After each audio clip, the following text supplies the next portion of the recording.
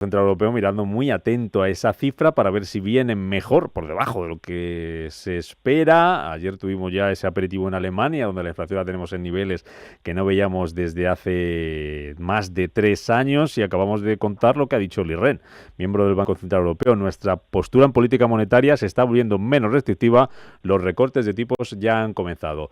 ¿Qué se espera de ese dato de IPC y cómo lo puede recibir el Banco Central Europeo de cara a las próximas reuniones?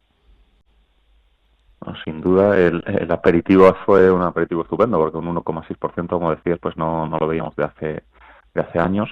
Y aquí, pues, es constatar que el Banco Central Europeo, en esta ocasión, pues, se acertó con adelantarse a la Reserva Federal, sobre todo antes de verano, también con hacerlo, bueno, pues una semana antes de la bajada de 50 puntos básicos, pues ya lo hizo el Banco Central Europeo con 25 en septiembre, y esto pues se cuestionaba más en su momento porque la inflación no terminaba de caer, pero vamos, si acaba en el 1,8% o incluso 1,7%, que parece que va a poder apuntar la inflación de hoy, pues habrá sido un acierto tremendo y tendrá que continuar con esas bajadas de tipos, porque desde luego que esta tasa de inflación por debajo de su objetivo del 2%, pues les presiona a hacerlo.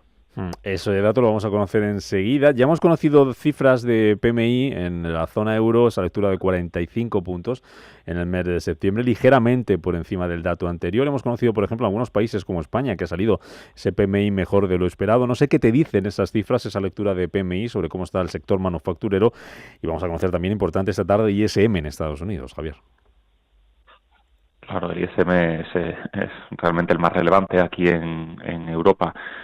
Pues ya el de Alemania es también uno de los más relevantes, si no el que más, y se ha quedado en 40,6. El dato de España pues ha sido extraordinariamente elevado, porque de 50 ha pasado a 53, pero al final, pues por desgracia, los países periféricos aportamos menos al conjunto, y en manufacturas, pues Alemania es el rey, y que esté en 46, o sea, en 40,6, pues es muy por debajo de lo que se consideraría la zona neutral de 50, no digamos ya de zona de expansión en la que sí que se encuentra España.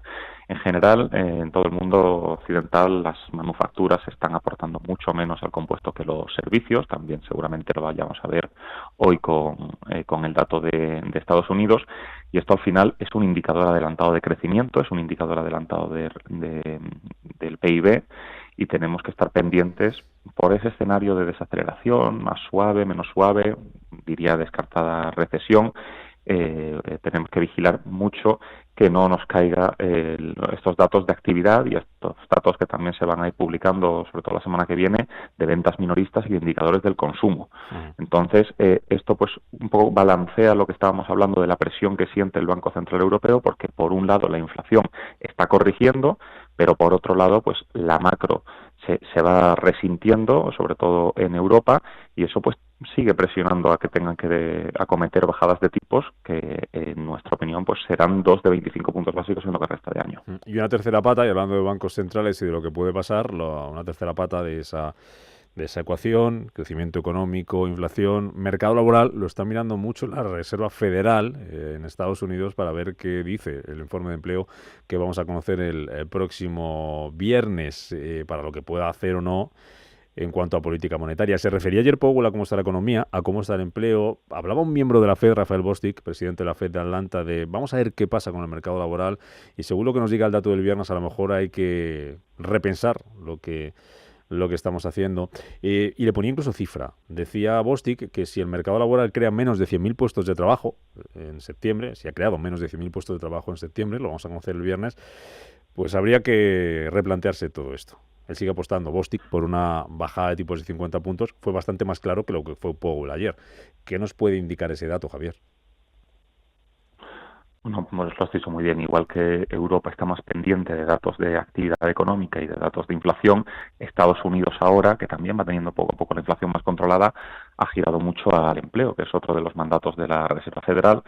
Aquí tenemos, por un lado, las nóminas no agrícolas. Esto de menos de 100.000, pues bueno, es complicado que lo veamos el viernes. Las previsiones apuntan más a 144.000, pero desde luego pues se está viendo una caída de contratación que está quedando patente, sobre todo desde el mes de agosto.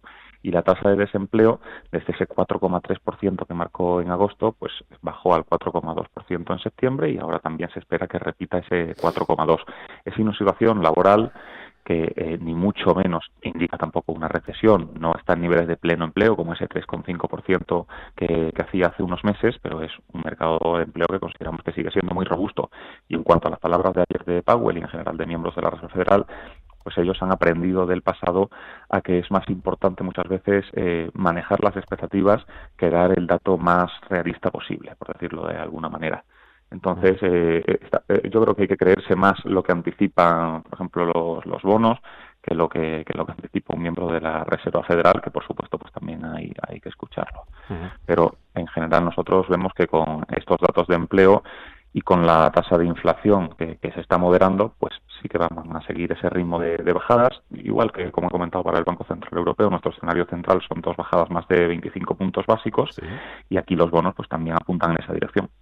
Bueno, pues ya va quedando menos para que vayamos saliendo de dudas y vayamos tachando casillas del calendario, este calendario económico de 2024, con citas importantes con los bancos centrales. Datos claves de la semana, enseguida, en 40 minutitos, conocemos uno, como acabamos de analizar con Javier Puerto, responsable de inversiones de Caser Asesores Financieros. Javier, gracias, hasta la semana que viene, cuídate mucho.